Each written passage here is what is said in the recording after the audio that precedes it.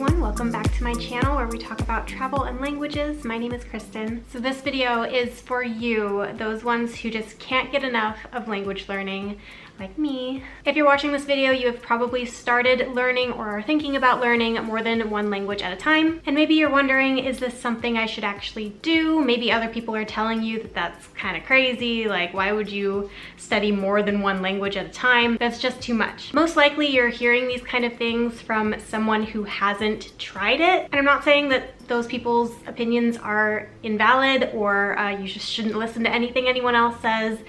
Well, I am saying though that if you are thinking about learning more than one language at a time, then you probably just love languages like I do, and you're one of the few people that are even interested in doing this. So if this is you, if you're really curious about doing this, then I commend you and I think that's awesome. And if you're wondering if you should do this, I think you should. And obviously everyone has different circumstances, so, definitely decide what is right for you. But for instance, if you don't have any specific time limit that you're giving yourself to learn these languages, or if you're not doing it to, for instance, advance your career in the short term, then I absolutely think you should do this. I do have some guidance for you, maybe some tips, because I am learning two languages at the same time, with a little third one sprinkled in there. And I personally love it. And I kind of wish that I had started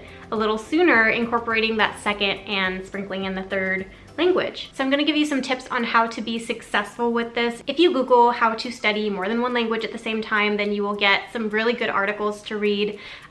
Personally, I don't agree with everything there. Obviously everyone's different, so just like pick and choose what is going to work for you. But the people writing these articles do know what they're talking about usually, so it's worth reading. Okay, so the first tip I have, and it may sound a little bit contradictory, but it's get to a comfortable place with one language before starting another. So yes, that does mean that you'll be studying one language for a little while before incorporating any more, but I do think that this is very helpful because just starting to study a new language is very different from being in the groove of learning that language. So me, for instance, I got to a very comfortable place in Japanese before I started Spanish, although I do think I could have started Spanish sooner. It's really allowed me to give Spanish, my baby language, the time and attention that it needs when you're first starting out. Because if you're comfortable in a language already, if you put it on the back burner for, a couple months, it's not going to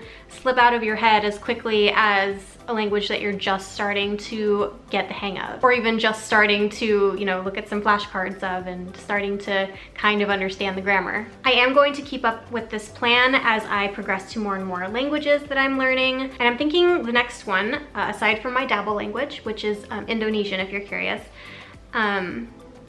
is going to be Korean. This brings me to my next tip, which is to keep the languages that you're learning very different from each other. So if there's two languages that you want to learn that are very similar to each other, maybe think about just learning one for a much longer period of time before you jump into the other one, because languages that are very similar are going to maybe get a little confusing, especially at the beginning if you're very new to both languages. So in my case, for example, Spanish and Japanese are very, very different from each other. They're in entirely different language groups, and the grammar and pronunciation and syntax and everything is very different. And so it isn't difficult for me to study them both at the same time and not get confused. However, I don't think this would have worked out so well if I had gone straight from Japanese to Korean, because the grammar is very similar. So my plan is to go from Japanese to Spanish, and then once I've reached an intermediate level of Spanish, then I'm gonna start Korean. My third tip though is to understand when you're getting into this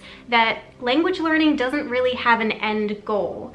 Like, yes, you might have the goal to be fluent or at least intermediate level by a certain soonish date if you're putting that time pressure on yourself.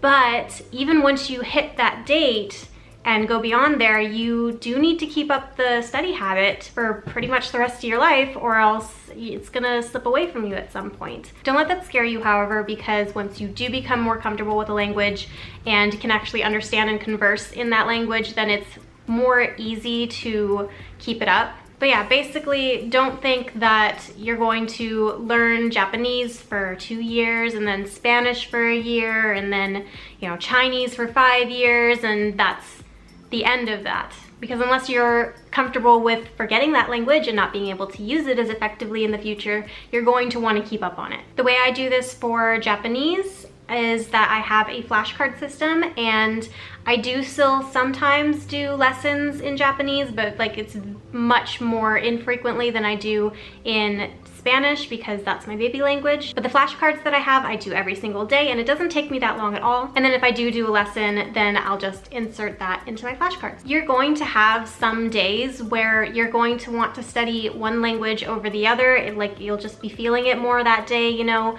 And I do think that you need to not be too rigid in your study schedule and allow this to happen sometimes, because you know, if you're really just loving studying one language right now, then let yourself love it, let yourself enjoy it. And it's okay, because you're not going to, you know, get super off track in, you know, 1 or 2 or 3 days with your other language. But you know, if you're really motivated to learn your second language right now, then you're probably going to make really good progress with that. And then you can get back to your regular study schedule, and that's okay. I think that one of the major benefits to learning more than one language at the same time is that you know, you can kind of do whatever you feel like doing, and you know, you switch it up a little bit so you don't get bored. Of course, as long as you do always keep up on both languages at least a little bit every day. The final tip I have is to use different study methods for the different languages. This might just come totally naturally, but for instance, when I started Spanish, I bought the SpanishPod101.com because I had already been using JapanesePod101.com for learning Japanese. And you know, it's not that I didn't like it or it didn't work for me, but I just found some other things that maybe worked a little bit better for that language. It's the same thing I was kind of talking about in my Duolingo videos when I was talking about the Spanish Duolingo versus the Japanese Duolingo, and how, you know, I really wouldn't use the Japanese one, but the Spanish one's pretty okay. And some articles that I read on this subject also suggest that it's maybe more beneficial even to use different study methods. I do think flashcards though are something you can always use in every language. This just helps to keep things fresh every single day and not to spend too much time on it. So those are all my most important tips. Keep in mind this is my opinion and personal experience, so of course things could be different for you, but please let me know if you are trying to learn more than one language at a time and what those languages are. Like this video if it was helpful for you, and please subscribe for more language learning content, especially if you're an obsessed language learner like me, so we can hang out. Thank you all so much for watching, and I'll see you next time. Bye!